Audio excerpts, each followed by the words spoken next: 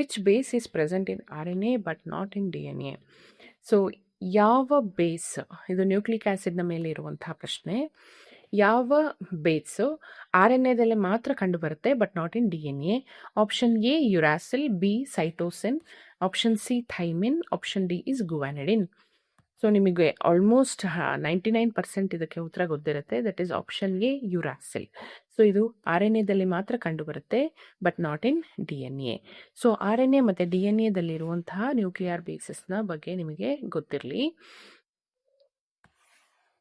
So ಮೂರರಲ್ಲೂ ಕೂಡ common ಇರುವಂಥದ್ದು adenosine, cytosine, ಗುವಾನಿನ್ ಆಗಿರುತ್ತೆ.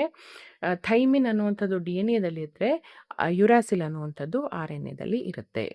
ಓಕೆ, ಸೊ ಥೈಮಿನ್ನು ಯುರಾಸಿಲ್ ಎರಡೂ ಕೂಡ ಅಡಿನೈನಿಗೆ ಏನಾಗಿರುತ್ತೆ, ಪೇರ್ ಆಗಿರುತ್ತೆ. ಸೊ ಟರ್ಪಿನಾಯ್ಡ್ನ ಮೇಲೆ ಒಂದು ಕ್ವಶನ್ ಕೇಳಿದ್ದಾರೆ. ಸಿಟ್ರಾಲ್ ಈಸ್ ಎ. ಸಿಟ್ರಾಲ್ ಅನ್ನುವಂಥದ್ದು ಏನು? Option A monoterpene, option 2 sesquiterpene, option 3 diterpene, option 4 triterpene. So citral ನಮಗೆ ಇದರ ಮಾಲಿಕ್ಯುಲರ್ ಫಾರ್ಮುಲಾ ಗೊತ್ತಿತ್ತು ಅಂತಂದರೆ we can easily answer it.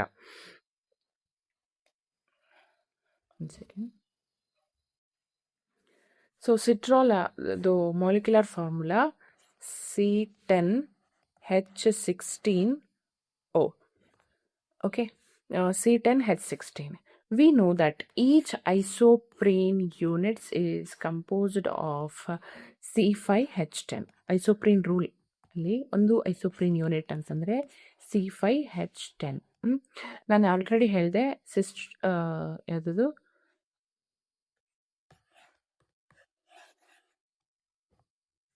ಇಲ್ಲಿ ಕೊಟ್ಟಿರುವಂಥದ್ದು ಸಿಟ್ರಾಲ್ ಅಲ್ವಾ.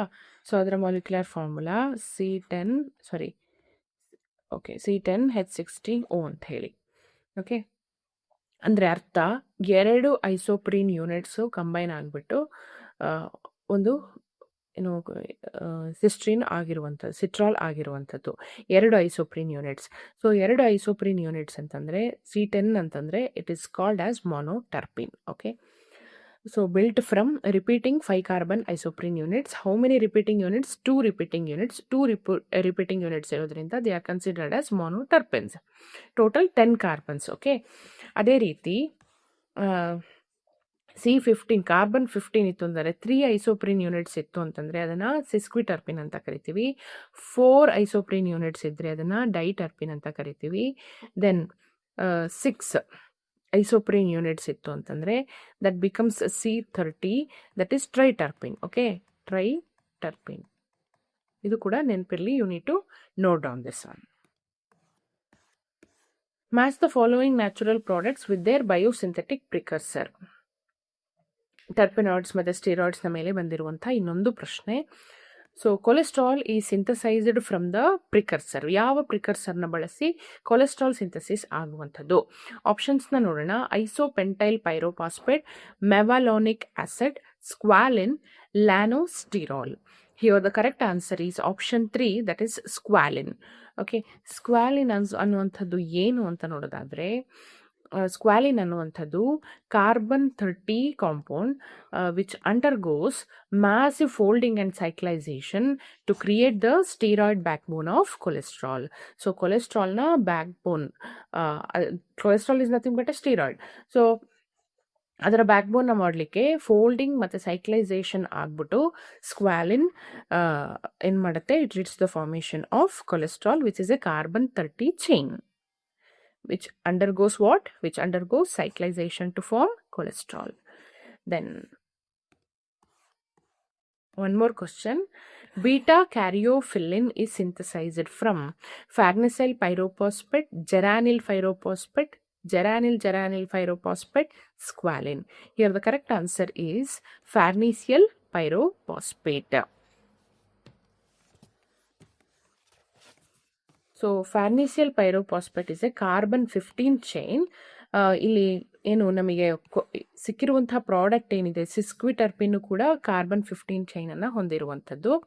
ಸೊ ಅದು ಏನು ಮಾಡುತ್ತೆ, farnesyl pyrophosphate universal building block ಆಗಿ ಆ್ಯಕ್ಟ್ ಮಾಡುತ್ತೆ for sesquiterpene like beta caryophyllene. Okay, next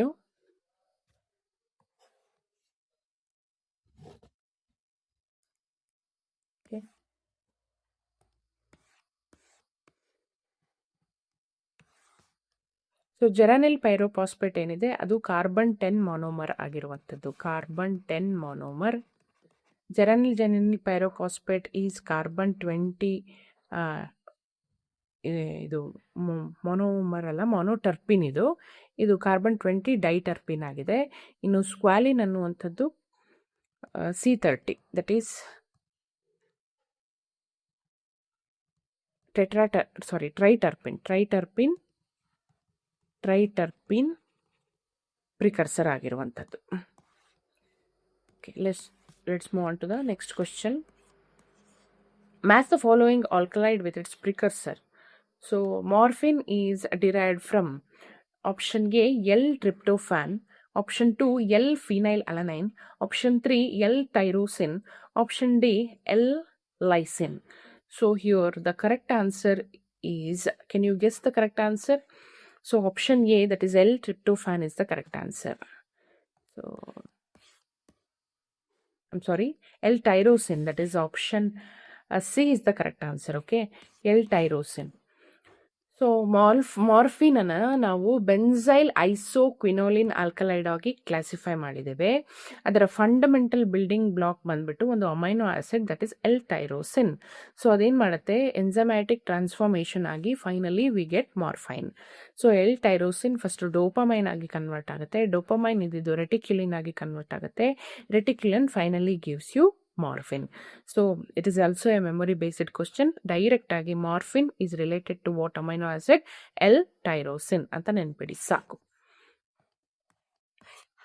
Okay, so by this we have solved almost all the questions related to chemistry of natural products.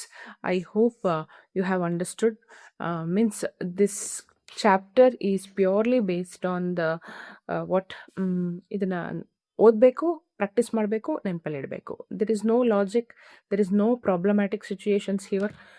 So just reading and memorising the things, that's it. Okay, so let's stop the class today. I will come with a new chapter. Thank you.